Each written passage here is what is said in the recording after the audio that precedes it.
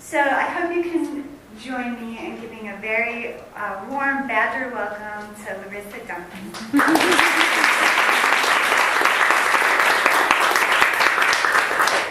Good afternoon. I am so pleased to be here with all of you on this gloriously sunny day after a night spent flying around the Detroit airport above the thunderstorms. So I'm here, and it's been almost a year now since the inaugural conference on contemplative practices to promote child and family well-being that I attended last fall. And I'm thrilled to share with you some more depth of the details of the research that I touched on then, last year, but also share with you some of what we've been doing in the meantime, in the past year. So I'm a researcher. I'm really interested in people, which I think is probably a shared orientation in this room, given what I know many of you are involved in. So I have a little quiz for the audience. I'd like to get to know you and know whom I'm speaking with. So if I could just see a raise of hands. Who here works with adolescents or families of adolescents in some professional capacity, either through outreach and education, through them being the subject of your research, or some other way, like clinical service? Who works with those populations? Okay. And how many of you work with pregnant women or families across the transition to parenthood? Mm-hmm. Or with infants and toddlers and early childhood? More hands. And then another question. How many of you work professionally in some capacity with mindfulness, meditation, or some other contemplative practice, either through research or through delivering programs that integrate those sorts of practices? A few hands. And now a personal question. How many of you have engaged in some of those practices yourself, through a class you've taken or some practice that you engage in? Oh. So some personal interest or experience with this. And then I really like mixed methods research, so I have an open-ended question for you as well. How did you come to do this work? How did you come to work with children or families, with human beings in some capacity? What motivated you to do that work? Or if you work with contemplative practices, what motivated you to do that? Or what motivated you to even come to this talk, seeing the title of this talk, if you aren't engaged in working in any of those capacities? And I'm not actually going to collect these data. This is just for you to hold in mind as we spend the next little while together talking about this idea of mindful parenting and how it may be beneficial for child and family well-being. Because I would like to share with you some of my motivations for doing this work. So I want to share with you the mechanisms and the methods that we're using, some of our early research findings in these areas, but I really also want to share with you what makes me so passionate and dedicated about doing this work, because I think it's important to reflect on that and to find points of connection, not just intellectually, but in the sort of motivations that bring us to our work.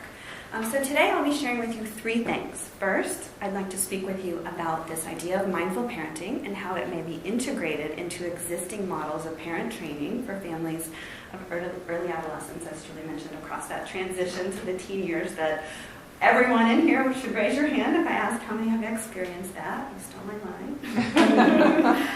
And then second, I will share with you my efforts to move earlier in the lifespan, to try to take a prevention orientation to how we might offer these skills at the very earliest moments of life in utero through the Mindfulness-Based Childbirth and Parenting Program and research we're doing with that.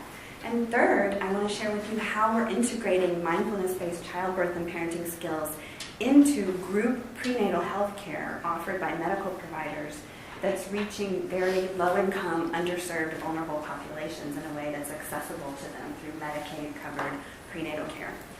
But I also mentioned that I would share with you my motivations. So I'll start there and share with you this idea of prevention and why I'm so motivated to think with a lens of prevention. How can we get at causes and conditions of suffering to alleviate those? Before I went to college, I worked in a direct service capacity in a group home for adolescents. So these were really troubled teenagers who had been involved with the juvenile justice system, many of whom were no longer part of their families of origin due to just really horrific abuse and neglect and trauma that they had experienced. I still get emotional talking about this many years later. And I felt so frustrated at the tools that were available to me to help alleviate their suffering, and so much sorrow that their families had such a degree of suffering that these children ended up in this facility that was a wonderful place. It had wonderful methods for meeting them where they were and offering some solace. But I wanted to work with families earlier, before they got to that point, so that we could stop that form of suffering. And I had some personal experience, as many of you do, with mindfulness, with contemplative practices, and I felt that that could be beneficial. At a very fundamental level, when we offer mindfulness or mindfulness-based stress reduction to people, there's this idea of stopping between the stimulus and the response. And some of those abusive behaviors or traumas that might happen are out of people's reactivity and their inability to stop when faced with a stimulus and engage in behaviors that they often later regret. And so I felt this could be an empowerment approach to families, to help parents be the parents that they wanted to be deep down. There's research showing sort of innate capacities for compassion, for altruism, for these really pro-social, positive elements in people's core beings. There's research supporting that. And where does that get lost for these families? Where does that get lost? And how can we find it and nurture it as early as possible? So that's my prevention orientation and motivation. So I was working in this group home in the 90s. So as you see from this research, this graph of the research of mindfulness focused studies, there really wasn't much happening in the 90s in terms of evidence-based things that were accepted in Western psychology or medicine focused on what I was finding from my personal experience may be beneficial. We don't see really a growth until the work that Richie Davidson and his group did in 2003, 2004 with that seminal paper on mindfulness-based stress reduction showing an impact on brain and immune function. 2004, the paper with long-term experienced meditators really showing how these practices might work to train the brain. And then that kicked off, I think, this tidal wave of mindfulness-focused research that we see here. But I didn't have that available to me at that time. And when I went to college, I was really interested in working with these vulnerable populations around this idea of stress. Thinking about how stress was impacting their functioning and how we might empower them to engage with stress in a different way. So if this is the stimulus in your environment, the stress response is a good thing. This is very rudimentary. This is sort of the slide that I show to lay audiences when I'm talking about these concepts. So in evolutionary terms, we need to survive. So that spike in epinephrine, norepinephrine, cortisol that enables fat mobilization so we could run away from this or so we could fight or freeze to be a less appealing meal is a good thing. We've evolved biologically to have this response to protect ourselves. In modern day terms, to slam on the brakes when there's an accident ahead of us in traffic. However, what if this is our stimulus? What if this is the stimulus that's in our environment?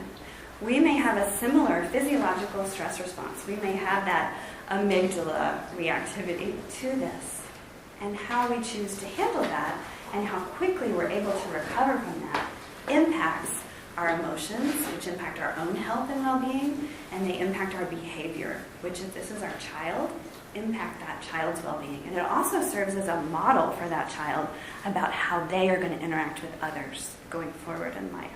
So I'm really influenced by stress and coping theory. My postdoc mentor was Susan Folkman, who with Dick Lazarus developed this theory in the 80s here at UC Berkeley. And Susan does mostly basic research. She's retired now, but we've had many conversations about this sort of translational application of her theory and the distinction between the lion or related truly dangerous or harmful stimuli in the environment versus stressful events in the family context that could be coped with more adaptively. So if this is your child, or this is a child you serve in a clinical capacity, or this is a child you're studying, wanting to promote their well-being, I would propose that the principles of mindful parenting are really contemplative practices that have a relational, interpersonal, social focus can promote and empower people to engage in the way that they may intend at their very core. This idea of sort of innate capacities for compassion, for bringing presence to our interaction. So when I went to college, that focus on vulnerable and underserved populations was really part of my motivation, so back to the motivation. And I worked on a study in Richmond, Virginia, which you see depicted here with the census tracts colored by rate of poverty. And so the little pullout is a photograph of one of the areas of subsidized housing where I did a lot of work, spent a lot of time working with families in basic research focused on understanding what parents were doing really well, what they were doing to help protect and guide their children in a really high violent crime area. So at this time, Richmond had the 4th highest murder rate in the country. And we literally had families telling us about children walking past dead bodies on their way to the school bus. You see a school bus off in the corner of that picture, so I had this kind of visceral reaction when I was searching for a picture of Richmond and found that to share with you. But we were conducting mixed methods research where we were interviewing them, conducting in-depth qualitative interviews about their experiences, but also about how parents were a moment of mindful listening to an infant. We have company. So interviewing them about their meta-emotional philosophy, this derives from John Gottman's work, and how parents were coaching their children around their emotions, how they were allowing their children to experience the normal emotions that came from being in this difficult environment of high levels of poverty, certain institutional and structural frameworks that were hindering their success, and also a cultural milieu and the physical structure. We even drove around and did ratings of the sort of levels of neighborhood disrepair and the sort of broken window hypothesis sorts of measures. So we were looking all the way from that level, family process, down to cortisol, stress reactivity in these families. And I fell in love with research because we learned things through the research process that I did not know from many, many, many hours spent with these families and spent in these communities. For example, one of the things we started to see was that for boys, daily hassles were really more detrimental for them, but for girls, it was those bigger stressful events of witnessing community violence that they would ruminate about. And that makes sense when you think about the sort of gender differences that appear as childhood progresses. But I didn't know that. I couldn't have told you that. And I was convinced that research could provide us with information that we couldn't know any other way. And then this was basic research. So I was really motivated to translate those findings, to further investigate them in a way that would involve bringing some strategies for cultivating that parental meta-emotion. So some of the parents had really sophisticated understanding of their own emotions, of their child's emotions, and really created this accepting space that allowed their children to go through what they were going through. And others were not functioning in that capacity at all. So again, this idea that contemplative practice might encourage and enhance that capacity in people that's innate. So I sought out Mark Greenberg, who's depicted here as a grad school advisor when I did my doctoral studies in human development and family studies at Penn State. And Mark is really well known for his work in social emotional learning. There's a teacher's classroom bulletin board also depicted here of his PATHS program, promoting alternative thinking strategies. And that's a really well-regarded and pretty widely disseminated program that Mark and colleagues developed that teaches children about their emotions, to identify them, to have that stop, that pause between the stimulus and the response in the classroom. I don't think there's one depicted here, but they have a stop sign. They have a traffic light with the different colors, and the children use those as cues. They also have this turtle who can retreat when he needs a quiet and calm space to regulate, to calm down. And Mark and I started talking about how we really needed paths for parents, that parents often may not develop those skills, just like I was seeing in that variability in families enrichment.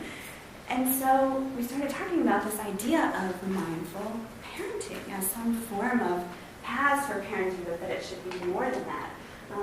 And I really felt like paths was a mindfulness training, and it turns out this holiness, the Dalai Lama thought so too.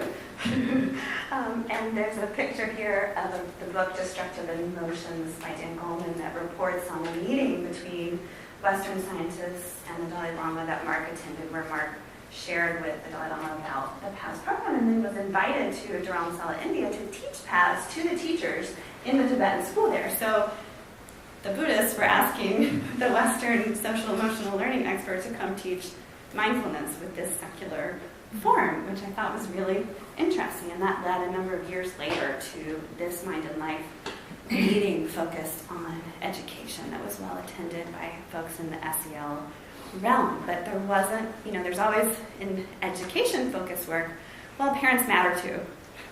And that's addressed to more or less degree, depending on the context. But we really talked at length about this, and I was very motivated to try to operationalize mindful parenting. But at the same time, I was working on a large research study conducted in Pennsylvania and Iowa called the Prosper Project, which was promoting school, community, university partnerships to enhance resilience. And this was an effort in partnership with Cooperative Extension that involved offering community coalition and prevention boards that were led by a Cooperative Extension agent, I guess now called educator, who was leading that team. And they had menus of family-focused or school-based, evidence-based programs. So those programs that had the best evidence supporting their efficacy for promoting child and family well-being. And so I had the job of going around and giving presentations to these coalitions on their menu of choices. And one of the programs that was on their menu was the Strengthening Families program for parents and youth 10 to 14 that was developed at Iowa State University by Virginia Mulgard and has been studied extensively by Dick Spoth and colleagues. That was funded by NIDA. So this was substance use prevention, but with a strong family focus, really looking at family processes that predict onset of substance use, later level of use, and deviant behaviors. And SFP 10 to 14 is widely recognized as efficacious. So the Cochrane collaboration has identified SFP 10 to 14 as the best program of its kind for what it does well. And then I have images of some of the other recognition that this program has received. Here's some of the data from Dick Spoth's work showing here SFP versus control youth and their onset of alcohol use from 6th grade to 10th grade. So what you see here is the blue line is the Strengthening Families Program participants. It says ISFP because it was called the Iowa Strengthening Families Program at that point. But we see lower rates. So that small difference early on leads to a much larger difference between these groups by 10th grade. And this, I think, reflects another orientation that I have, which is thinking about developmental trajectories and how intervening earlier or at the optimal time can produce large changes later on, that it plants seeds for a different pathway of development. And here's a similar graph showing the difference between positive discipline strategies used by parents in SFP, the blue line, versus control parents. And here, these are the more proximal mediators of the program. This is what they're actually learning to do in the program they attend. So we see larger effects earlier on, which we'd expect. And facilitators and participants just love this program. They really, really do. And so I'm going to show you a little sales pitch video from Iowa Cooperative Extension extolling the virtues of SFP, but it's a much more interesting way of seeing some of the structure of how the program is delivered instead of giving you some bullet points. So I'll play this little video for you. The wonderful thing about the Strengthening Families program is it uses various learning styles for both the adults and the youth. The adult portion is video-based, but there are many activities that discuss concepts and also bring the caregivers up front to do little activities to move them about the room and get them more connected. In the youth portion, there are lots of games that have actual meaningful emphasis behind them, but they're game-like. And so the young people learn some important concepts about communication or family rules or societal rules, but in a game-type form. Then in the family session, the second hour where the adults and youth are brought together, there are activities that require communication that the families do together. There's a family tree where the families together have to find strengths of everybody at the table in their family. That's powerful. Like, I usually don't get to spend too much time with just my parents. It's nice to have some time with them. They enjoy the family activities and just that time that they can spend together. You know, just the fact of being together and talking doesn't cost anything, but they get to spend that time. Every family can benefit from this program. I've had a lot of people say, well, you know, my family's okay. You know, we get along pretty well, but what I find is that this program gives you extra tools. Even if you feel like your family's okay, I always feel like anybody can benefit from more education, more tools, being able to improve whatever kind of family life they have.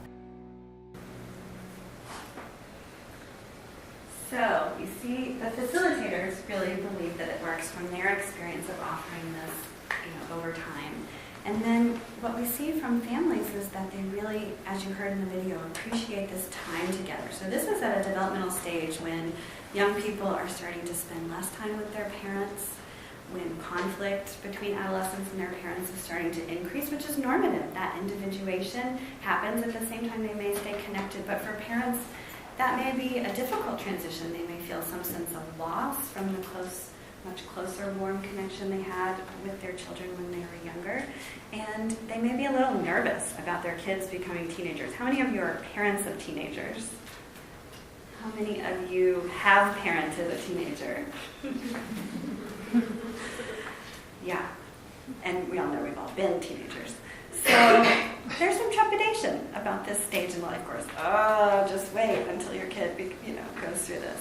And some of it's very based in reality that youth are starting to experiment with substance use. They're starting to kind of test the boundaries, and they may have greater propensity for risk-taking around driving or other behaviors. So parents come to this program because they're motivated to provide something more for their children.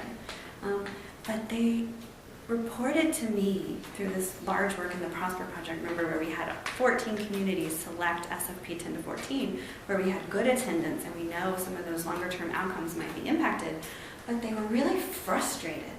They really felt that in the moment, they were having a hard time implementing these new skills. They attend SFP 10 to 14, which has these guiding principles of love and limits, so providing appropriate guidance for the child at the same time, really expressing love in a way that's appropriate with a developing teenager. But parents were finding that in the moment, stress was impeding their ability to implement these skills, and they were doing things that they later regretted. Maybe they yell out in anger at their child. Maybe they punish them really harshly, and then they're, I'm in a situation where I have to enforce this grounding or technology being taken away when it's actually harder on me to implement this. So they were having trouble, and they also were finding themselves parenting in ways that they had been parented, that they had vowed to themselves when they had children they were not going to repeat. So that kind of, I sound just like my mother. I don't want to be that, because that caused me suffering. And I see myself doing that, and I don't know how to stop it from happening. And then the children whose parents were engaging in these behaviors they regretted, feeling like, my mother just does not listen to me. She does not understand what I'm going through. She doesn't care what a hard time I'm having. When that's not true, we know the parent cares, but in that moment when they're engaging in those behaviors. And so I thought mindful parenting, like, hey, here's an avenue to offer mindful parenting. So instead of creating an entirely new program focused on mindful parenting, why not take this program that already exists, that's already widely disseminated, that we know is efficacious in certain ways, and infuse these elements of mindful parenting that could empower people to better utilize the other more specific behaviorally focused parenting skills that are already part of the curriculum. but there wasn't much out there in terms of developed curricula for mindful parenting.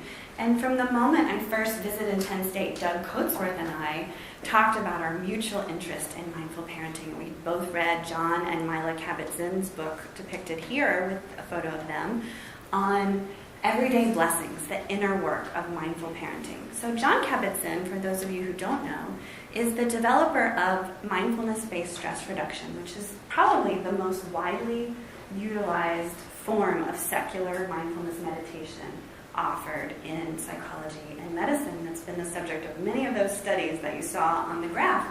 And that his focus was really bringing this program to people who are adults, who had chronic pain, chronic illness, those sorts of clinical populations. But this book that Milo was actually first author on was reporting on their experiences in their family life, a personal account of how they were integrating mindful parenting into their family life. And they really focused on three main elements of acknowledging the child's sovereignty as a separate being who might have their own motivations and experiences, of empathy, of really understanding what they were feeling, and acceptance. So this kind of unconditional positive regard that doesn't negate guidance and shaping their experience, but that allows the child to know that they are truly loved, even if their behavior is not acceptable.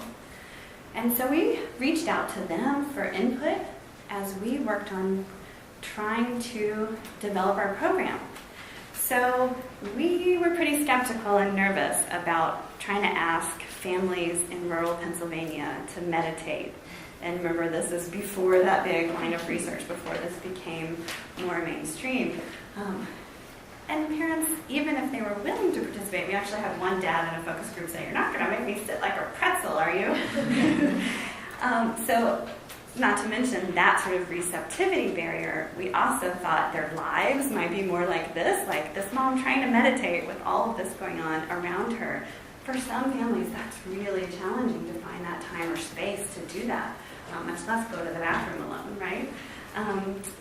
So we did feel that meditation could be beneficial for addressing that problem that parents in SFP 10 to 14 were telling us about, that need to be able to have that ability to engage in self-control in that moment.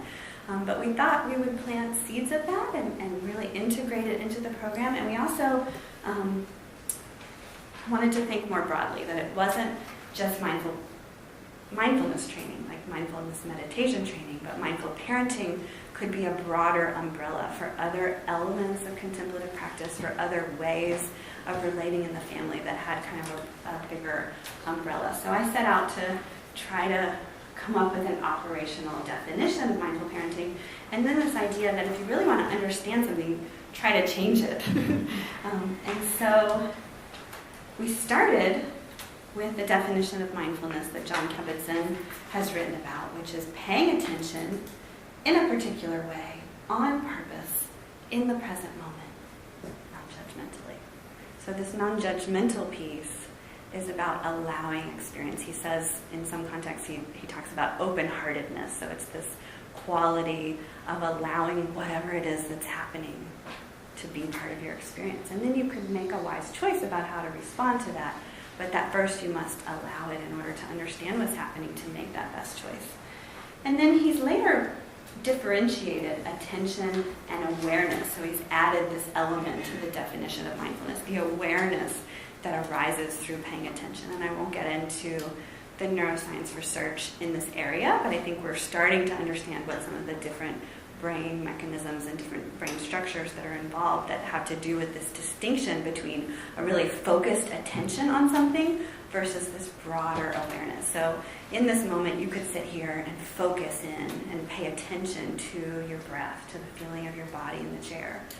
I'll take a couple of breaths just to do that for a moment.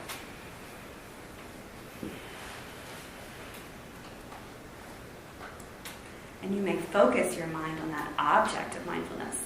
But then you may allow yourself to have a more expanded awareness. And sometimes if the eyes are closed, that can be helpful to take in the sensations of the full body, of the sounds in the room, of the temperature of the air around you. So a broadening awareness of what's going on. But we were thinking not just about what that experience is like for you in investigating your own mind and your own experience, but what that might look like in the interpersonal interactions happening between parents and their children. So what we decided not to do is what you see here. But I do not want to discount the potential value of doing what we see here. There's data coming out now more recently showing benefit of meditation training for families, and I think there's an avenue for that. Other work we're doing integrates that approach, but I'm going to share more with you about our mindful parenting approach that we integrated into the Strengthening Families program. So we looked at that definition of mindfulness from Jon Kabat-Zinn. We looked at others who had written on the topic in sort of this secular application and sort of psychological definition of mindfulness, and then we added to that. So we thought about what we thought were key qualities in that moment-to-moment interaction between the parent and the child. And we thought it was really important that the parent be fully present, so that attention to the child. What does that look like with a parent of an adolescent? And we thought listening with full attention. As they're spending less time together, the adolescents may be less likely to share with them. We know from the work of Statine and Kerr about parental monitoring to keep kids away from harmful behavior, that it's more about how much the child is willing to disclose to their parent, perhaps, than the parent trying to seek out that information from the child. And we thought if the child approaches their parent and wants to share something with them, but the parent's stressed and busy and not now, the child may be less likely to approach them when something important is really going on. And then emotional awareness, not just of the emotions that the child is feeling, but what the parent is feeling in that moment, to try to see them arising to then get at this idea of self-regulation. So all of these are interrelated, but that non-judgmental piece I've already touched on. We really felt that if parents could see their children clearly as that sovereign entity that the Kabat-Zinns write about, that the children would really appreciate that at this stage of adolescent development when they're trying to figure out who they are in the world. And then we added self-compassion in parenting, and compassion for the child, and also loving kindness to our efforts to intervene. And so those are actually distinct and separate contemplative practices from mindfulness practice, but remember, we're using mindful parenting as a broader umbrella that incorporates multiple elements. The compassion piece for parents is about those moments where they don't parent the way they wanted to, that they can be a little kinder to themselves, that they can recognize what Kristen Neff calls common humanity, that others are going through the same struggle too. And I think parenting programs as is offer that element for parents. Like they hear that they're not alone in the struggles they're going through, and they find a lot of relief from that. And so we felt that should be an element of it. But also compassion for the child. It's hard to be a teenager. It's hard. Your body's changing, a lot's happening in your social interactions, and for parents to display that compassionate approach to their child, we felt could really strengthen their relationship. So here's a new graphic that I created, just trying to think about how this all fits together. The previous depiction is like these separate 5 elements. We developed a self-report measure of mindful parenting that we tried to have represent 5 subscales of these elements. But I really think they map onto these ideas, which are slightly different terminology in some cases, of key components: attention, awareness, really that awareness of emotions in the relationship and in oneself, that can enable better self-control, which we know predicts many, many important outcomes for children, so parents can model that. But that non-judgmental acceptance piece, really an attitude of respect and open-heartedness, which, imagine if we all brought that to our interactions with one another on a regular basis, that could have a strong impact on sort of what our society feels like to be a part of. And then I put kindness and compassion on the bottom as the important foundation. So I keep saying the word secular, not religious contemplative practices. And you've probably seen the bumper sticker that's attributed to His Holiness the Dalai Lama, kindness is my religion. I really think if we can hold on to that core element of this, that is doing a lot more than what we've maybe done with old models. So here's a graphic depicting the MSFP 10 to 14 new activities. So Mindfulness Enhanced Strengthening Families Program 10 to 14.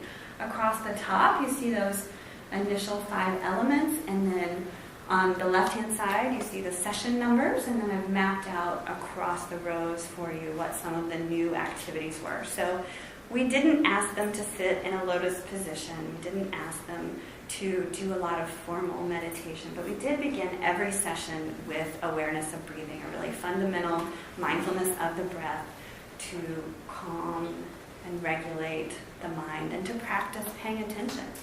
And then we had a variety of activities that we called reflections. So we were trying to find acceptable terminology for what we were trying to offer. And so some of our reflections were focused on compassion, focused on loving kindness.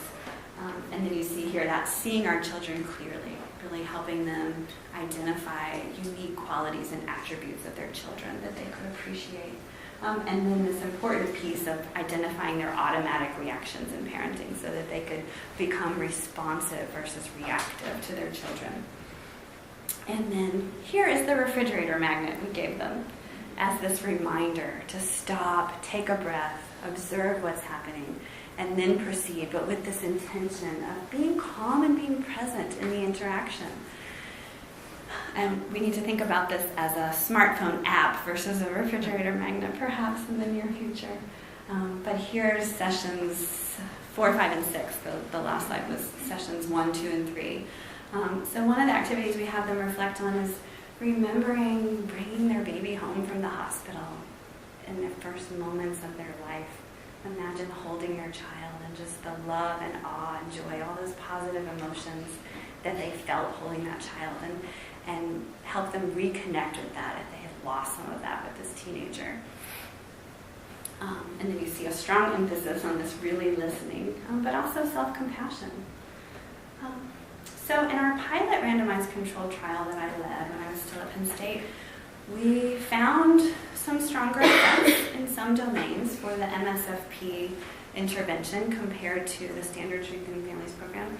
And we saw that they were mediated by this measure of mindful parenting that we developed. So this was sort of our proof of concept. If we try to change mindful parenting, can we? And does that lead to these other outcomes? And so what you see here is mindful parenting mediating discipline consistency. So it's important for adolescent well-being that parents are pretty consistent in how they discipline. So they know what the rules are, they know what the consequences are going to be. And this showed us that parents who reported or perceived themselves to be more mindful in their parenting also perceived themselves to be more consistent in their discipline.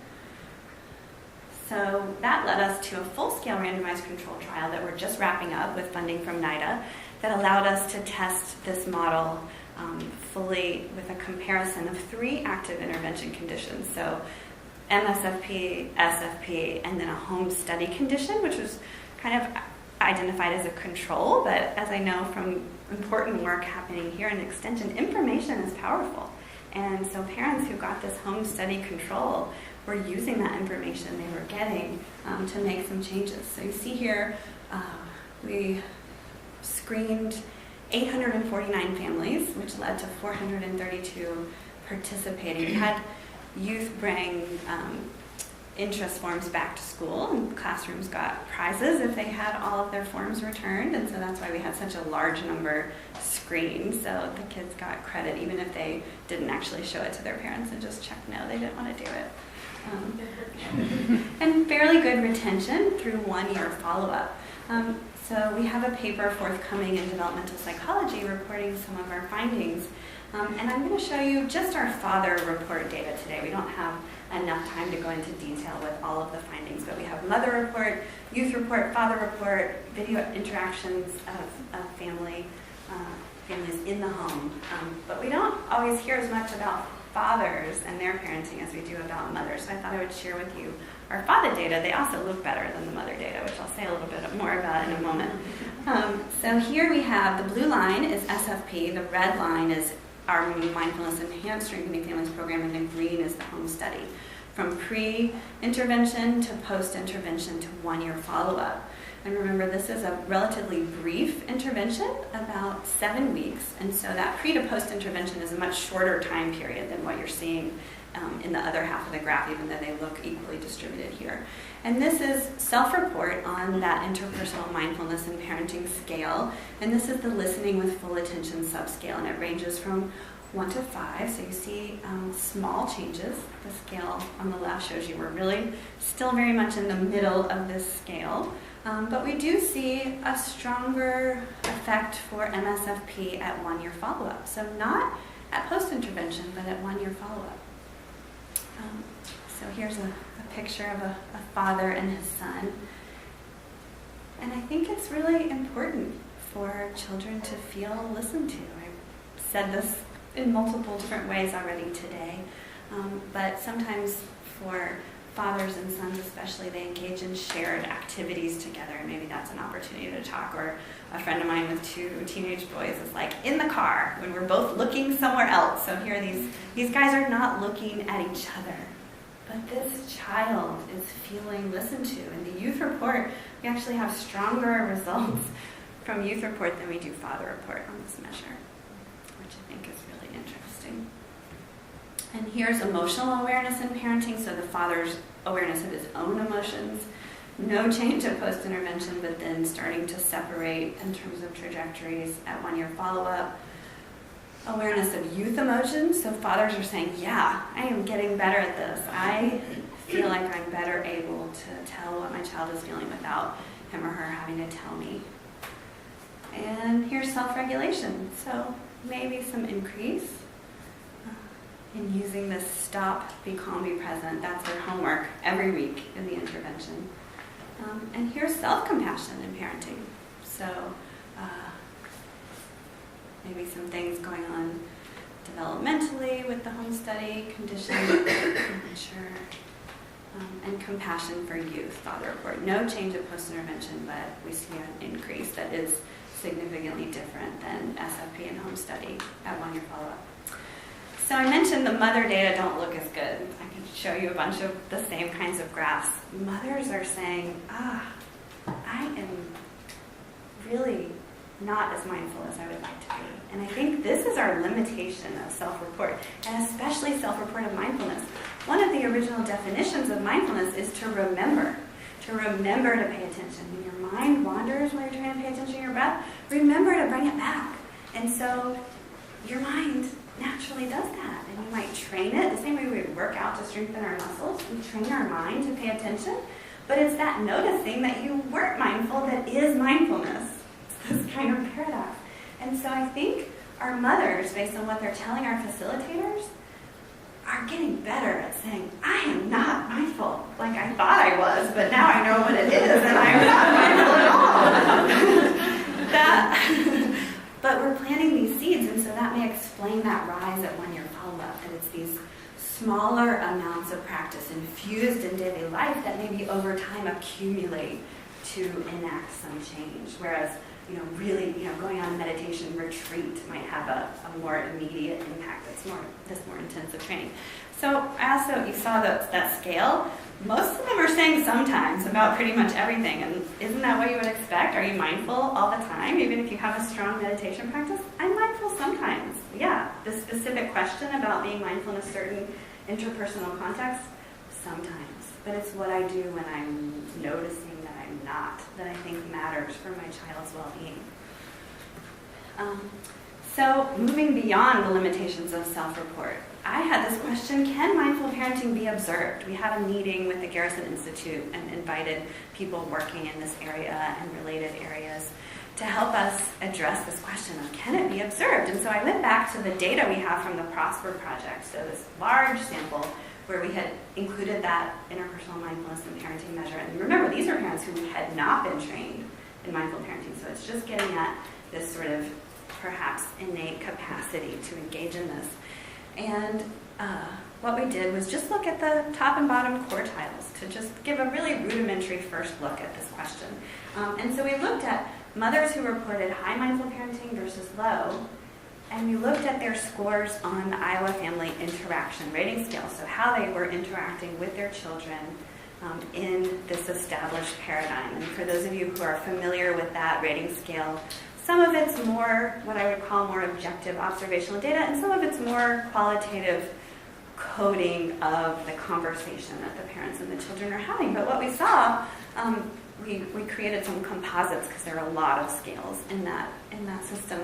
And we saw statistically significant differences on all of those indicators. So these parents look different in these different ways. Here's a graph showing you what that looks like. So not big differences, but statistically significant differences with this large sample. And so that suggests to us that, yeah, maybe mindful parenting can be observed. Maybe this self-report does relate to something observable. But maybe what's needed is developing a new coding paradigm, a new observational paradigm that is really focused on elements of mindful parenting, that's actually designed to assess it, to better get at it. And then mixed methods, qualitative data. Here's what one of our moms said, which I just loved. That's what we hoped she would say after she participated. That's what she had to say, more conscious of my parenting. But again, I listened to my participants, and in conducting focus groups with them after they participated in this program, they shared that they really got a lot out of it, and it was helping them to do these other things they're learning in SFP. But again, this regret that their children were 10 to 12 years old and they had missed out on paying attention to this, being open-hearted during this phase of their children's lives. Again, the sadness that they'd missed that. So I wanted to go earlier.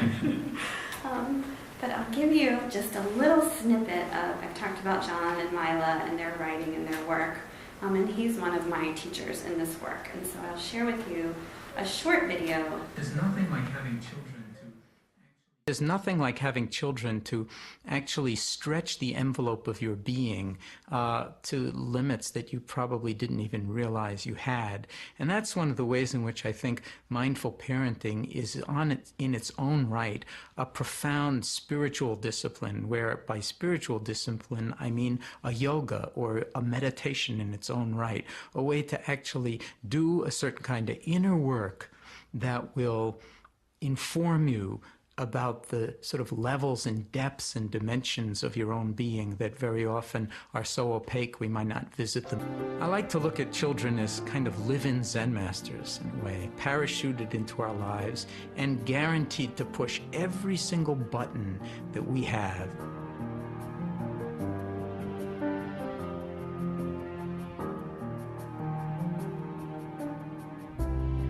The important thing that a parent can give a child is his or her presence, to actually be present for the child.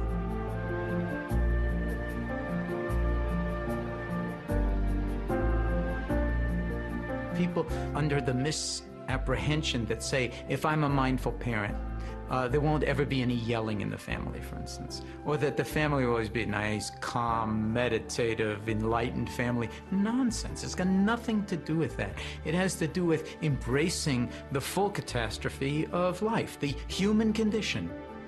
We all know how to pay attention. We all know how to be heartful. We all know how to be mindful, but we never remember. So all those moments go by the boards and say, oops, blew it again. But the practice is to try to see it coming, not blow it in this moment. Or if you do, great, I blew it again, blown it 1,000,000 times already in this life. But see if you can loop yourself back more quickly and apologize and say, hey, I just blew it. I'm sorry. I'm agitated about something else. Or I really do need to talk to you about this kind of thing because it brings up all sorts of stuff for me. Let's figure out a time to do it. Now, of course, you don't say that to a 4-year-old, but you might say that to a 16-year-old or an 18-year-old and realize when the fruitful times are for connecting and when they're not. Children feel that as tremendous respect, regard. It's regard for their sovereignty, and they honor it tremendously in you. So he goes on to talk about the importance of self-compassion and compassion in this practice of mindful parenting. So the goal is not, I'm suddenly going to be perfect, like he's saying. It's that I'm going to be more aware. I'm going to be more intentional. I'm going to bring these qualities of compassion and kindness to bear on my interpersonal relationships, and I'm going to apologize when I'm not able to. I think that's pretty profound. So I wanted to offer that to families earlier, and in utero is earlier, right? So in HDFS, we normally pick an area of the lifespan and we really go in depth there. And so people are like, you're crazy, you've done all this work with adolescents. Why are you going to totally switch gears? Like, that's not good for your career. But hey, I think about contextual elements of development, what those forces are that are impacting developmental trajectories. And wow, there's a lot of plasticity happening in utero. So what benefits might we see if we start earlier? Might we see epigenetic processes based on this mind-body connection in the mother that's creating this environment for the baby, that's impacting that baby's development? So here's my obligatory HDFS slide from Brenner, and thinking about what those elements are. So I've seen that neighborhood context that's impacting family well-being. I've seen the parents' really individual meta-emotion and meta-cognitive processes and the things in between. So there was a meeting of the Society for Prevention Research a number of years ago, and the theme was cells to society. And I think we need to be thinking in that way because we're impacting intergenerational child and family well-being potentially, but much, much more research is needed to really rigorously study these things and know their impact. So I also have mentioned this idea of developmental transitions and developmental trajectories, and I'm influenced by Glenn Elder's writing on this topic, that this idea, remember with stress and coping, something could be perceived as threatening or harmful or as a challenge and an opportunity. And I think these transitions for parents can be an opportunity when they might be more receptive to parent training. Like, how can we get this out to parents? With school-based interventions, there they are, they're captive. But with families, how do you get them to come? So being afraid of adolescence might be one way, or childbirth education might be one way. So we know from nationally representative samples that about half of pregnant women, at least with their first pregnancy, attend childbirth education. But there's actually no evidence that's compelling suggesting that it does any good whatsoever. In fact, it kind of scares people, which I'll show you a slide of. And John Kabat-Zinn told me about Nancy Bardacke when I was interested in making this transition. When I trained with him as a mindfulness-based stress reduction instructor in 2005, he said, there's this woman in Oakland, California who's a midwife, and she trained with me, and she's integrating mindfulness-based stress reduction and childbirth education. And so here's a picture of Nancy with some of her participants and her book that she recently wrote. My disclaimer, which I said last time I was here, I get no proceeds from advocating her book, but it's a really good mindfulness text, even if you're not planning on birthing anytime soon. And so when we first started working together, we decided first just to do a small pilot study, pre-post, post-birth, self-report assessment of the families going through MBCP who sought it out, so a convenience sample, so to speak, but people motivated to attend this form of childbirth education, further childbirth education. And we saw pretty uniformly significant effects on pretty much everything we measured that was from a stress and coping framework and looking at some mental health qualities during pregnancy. So our largest impact was on this pregnancy-related anxiety, so that fear of childbirth, fear about the baby's well-being. And about a third of these women had experienced some medical problems during pregnancy and some pregnancy loss prior to the current pregnancy. So that might have motivated some of the fear that they were feeling that seems to have been alleviated, at least from their perceptions, with no comparison group. We also saw an increase in self-report mindfulness and both the frequency and the intensity of positive affect measured with a differential emotion scale. We also assessed fathers. We see things moving in the same direction for dads pre-post during the pregnancy, but the only thing that reaches statistical significance is a reduction in negative affect, which we also saw for moms. So Nancy would say, it's not real for the dads until the baby's born. The mom has the baby in her body, so it's very real to her. So this idea that childbirth education could be this vehicle for bringing these skills to people, and that we could rigorously test the impact on child and family well-being with this prenatal intervention that may have long-term developmental consequences. So here's what childbirth education looks like for those other half who don't even attend a course. They see representations in popular media of, wow, childbirth is scary, it is painful, it's horrible, get it over with. Not so fun for the partner either. So we also did a study recently, a small pilot randomized controlled trial of just a weekend workshop version of this mindfulness-based childbirth and parenting program, geared towards women who self-identified as having this fear of childbirth, but we randomized them to attend either this mind and labor course or high-quality childbirth education in hospital or community settings that did not have a mind-body element. And what we saw is that they felt like they could face childbirth more so. So the blue line is the mind and labor group, and from pre-intervention to post-intervention, really within like a week or two, because this is a weekend workshop, we assessed them late third trimester. They attended this weekend workshop with their partner or support person. We assessed them again afterwards, and then again post-birth. So they increased in their childbirth self-efficacy, more so than the sort of treatment as usual comparison. They also showed what, in a larger sample, this was only 30 participants, might become significant of a reduction in pain catastrophizing, of like that picture of, oh, it's going to be so horrible. And we thought they might use less pain medication in labor, that they are learning skills for coping with pain in labor, and that they may be able to use mindfulness to use less medication. But we did not see a lower rate of epidural use, and epidurals are just so widely used that it's not surprising.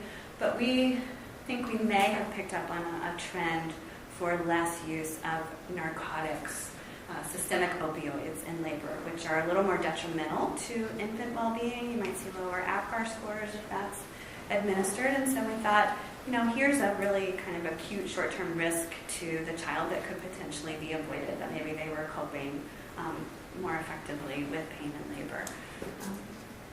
And then we always collect qualitative data. This is from our pilot of the full MBCP program, the Mindfulness-Based Childbirth and Parenting. I frequently think about being mindful when I'm with my baby, when I'm holding him, nursing, or walking around soothing him. During these times, I take in the experience at that moment and think about the smells, sounds, and sensations of being a new mother. So this mother who meditated when she was pregnant is now engaging in what we might call informal mindfulness or informal mindful parenting in the moment with her infant. We also think we're changing some family relationships, not just between the parent and the child, but between the partners. So we know from extensive, long-standing data that the birth of the child can lead to a reduction in love and an increase in conflict in the couple relationship, and that can impact co-parenting. And here we see that this mother is noticing her feelings of being overwhelmed or sad or resentful of her husband, and noting them in a non-judgmental way, and then deciding what to do about that. So we think that could be protective. And then we also assess depressive symptoms using the CESD. And the blue line, again, is what we're looking at. We saw a decrease from pre to post intervention in the mindfulness condition that pretty much stayed down post-birth. But for the gray line, which is the group who received standard childbirth education, we see an increase. And so it doesn't yet quite reach the level of risk for clinical depression on this scale, which is a score of 16. But if we assess them further out, maybe it will. So a weekend workshop in a randomized controlled trial design, we're seeing potentially this impact on depression. And so we're thinking of this perhaps as a prevention program targeting postpartum depression. And there's been a lot in the media lately about how a lot of postpartum depression really starts as prenatal depression. And then there's concern. There was just a New York Times article this week about the potential dangers of SSRI use during pregnancy on child cognitive functioning at age 10, highlighting some of that research. And women sometimes are really afraid to take medication, and there's been this debate, is depression worse for the child's development, or is medication use worse? And women are faced with sort of this ambiguous research literature and how it gets reported in the media and don't know what the best thing to do for their child is. So we're hopeful that we may have developed something that could be an alternative. So there's a lot I could say about next steps for the mindfulness-based childbirth and parenting research. We have 2 R01s in the review process to extend that mind and labor study, but also to do a full trial of mindfulness-based childbirth and parenting where we would look at mom and baby stress and infant developmental outcomes using observational methods. But I also want to tell you about the third aspect of my work and just briefly share with you the work I've done in the San Francisco Bay Area to bring those mindfulness-based childbirth and parenting skills to really vulnerable, underserved populations in diverse communities. So I've been partnering with the San Francisco General Hospital, which is our local, what's called a safety net hospital. So it's where people who are very low income go to receive their Medicaid-covered prenatal care. And SFGH, that hospital, works with the homeless prenatal program in San Francisco to offer an intervention called Centering Pregnancy, again, an already existing program. So I wanted to think about what is already out there. Like SFP was already there for families of young teens. What's already out there that's doing a really good job of equipping women during pregnancy with skills that can promote their health and well-being and the health and well-being of their children? And it turns out there's this model of group prenatal health care called Centering Pregnancy, where with basically the same amount of resources and the same amount of time as individually delivered prenatal health care, which the American College of Obstetricians and Gynecologists recommends 10 visits over pregnancy. But if any of you've been pregnant, that's maybe a 10 or 15-minute visit each time. That provider is trying to pack in all the same like nutrition information, the testing to all these individual women, and really isn't able to go into much depth in their discussions about their health and their well-being, especially around psychological or social factors that might impact their well-being. But Centering Pregnancy pools those minutes. So a group of women with the same month due date meet together as a group with their provider for 2 hours at a time, and they get a health empowerment curriculum. They chart their own weight gain, they take their own blood pressure, and they share whatever is going on in their lives that's impacting their pregnancy, that's impacting their well-being. And they also get this element of that common humanity. They get that support from other participants around what they're facing. That's a struggle. I'm not the only one. I'm not alone in this struggle. And again, efficacious. So Jeanette Ickovics and colleagues at Yale published several years ago the results of a randomized controlled trial where they actually saw a reduction in preterm birth. And so any of you familiar with this literature know that preterm birth is an enduring problem that many people are trying to figure out and don't have the answer for. So they went through probably one of the most rigorous journal review processes I've ever heard of to get this published, because people didn't believe their data, and they actually looked at all their data. They had really an extensive editorial review process after reviewers read this article, and it's held. It stood up. This is showing a 33% reduction in risk of preterm birth in the total sample, and then an even greater reduction of 41% in the African American portion of the sample. And we know there are enduring health disparities in preterm birth. African American women have higher rates of preterm birth across the socioeconomic spectrum, in part due to experiences of discrimination and institutionalized racism that impinge on their lives, that impact their physical well-being. So here's a group of Centering Pregnancy participants after they've had their babies, and their babies are looking healthy, crying, wanting their moms to pay attention to them instead of having their picture taken.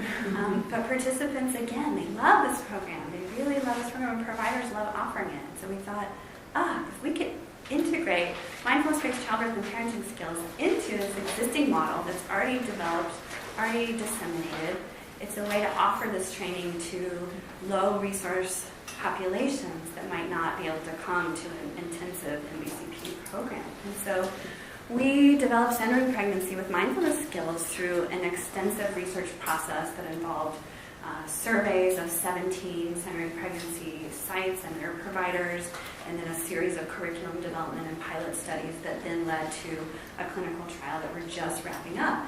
But we took everything from MBCP that, again, had those elements of mindfulness-based stress reduction and childbirth education and integrated it into this existing model for group prenatal health care. And here is a little map of what our clinical trial assessment looks like. So again, I take that stress and coping framework. So we're interested in looking at birth outcomes. Can we impact stress pathways and then further reduce preterm birth? Because if we're going to impact a child's well-being in life, just being born at term is major, right? Those developmental trajectories of a child born preterm versus born at term are huge. So again, quantitative and qualitative in-depth face-to-face interviews. We took blood draws in order to look at certain neuroendocrine biomarkers that have been linked in other research with preterm birth, ACTH and CRH, and then tried to see if home saliva collection might be feasible with this population to look at diurnal cortisol, and then we also took blood pressure when they were in the lab. So all those are done. And next, it is medical record review to look at those birth outcomes in a huge array of covariates that we need to consider as we're thinking about how we analyze our final outcomes. So I hope if I have the opportunity to speak with you again, I'll be able to share the actual results of this trial. But we do know that providers like it, participants like it, they feel like they're getting something out of it. I gave a guest lecture to student nurse midwives at UCSF recently, and they said, we know who's in your study. Like they seem like they took the drugs, but they didn't. So again, that hypothesis I have about the drugs. So I've shared with you, just to recap, the work in Pennsylvania and Iowa with families of early adolescents and the work in California with vulnerable and underserved populations, trying to offer these contemplative practices, but in a rigorous clinical trial design to look at psychological, biological, and social factors in their well-being. And then I'm going to share with you kind of next steps for centering. The Centering Healthcare Institute had developed this map showing every state where they have a centering site already established. So everything in green, there's already centering pregnancy available there. Mm-hmm. And the little red ones are the ones that have won an award for being a really good site. But I'm going to meet tomorrow with Doug Lauby, who's here in Madison, who's on their board and is the former head of the American College of Obstetricians and Gynecologists, to learn more about what's happening with centering in Wisconsin. So next steps, I think it's critical that we really identify how to train professionals in these intervention modalities. So we have a lot of people interested in the Strengthening Families program adaptation, approaching us about training, and we're in talks with Iowa Cooperative Extension about how we might develop and study that form of training, how we might train people who offer this program who maybe don't already have a contemplative practice. In our study, we require our facilitators to already have some form of contemplative practice.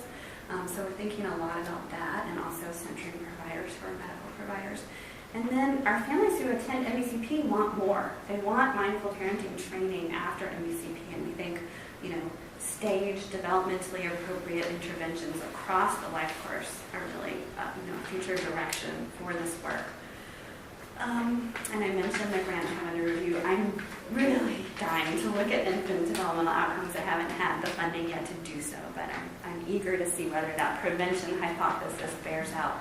And then again, to integrate the biological, the psychological, and the social, both in how we're thinking about our intervention modalities, but in how we're assessing their outcome. So one possible next step, I think, would be to consider how county extension educators might be trained to offer the mindfulness-enhanced version of Strengthening Families program.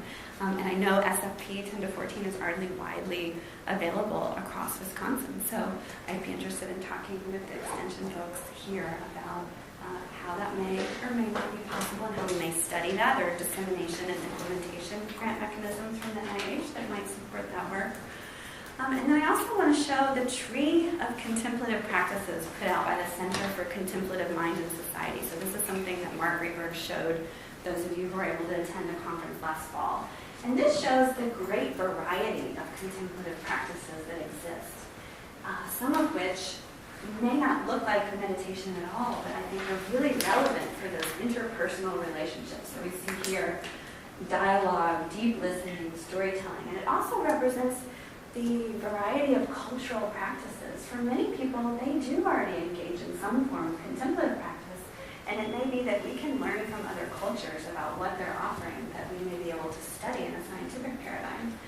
And I show you again this kind of spheres of influence slide, because I also want to think about the ways these pro-social motivations can be cultivated that not only impact inwardly on the individual's well-being, but resonate outwardly. So how can we work in such a way that these children become more socially responsible, that they are more engaged in terms of civic responsibility? Connie Flanagan, who's here, and I have had this conversation for about a decade now. I haven't been doing work beyond really the family, but I'm a former AmeriCorps volunteer, and I really think about that aspect. So if these children are learning these things in their families, how can their family also promote their ability to engage with their peers in the broader society in that way?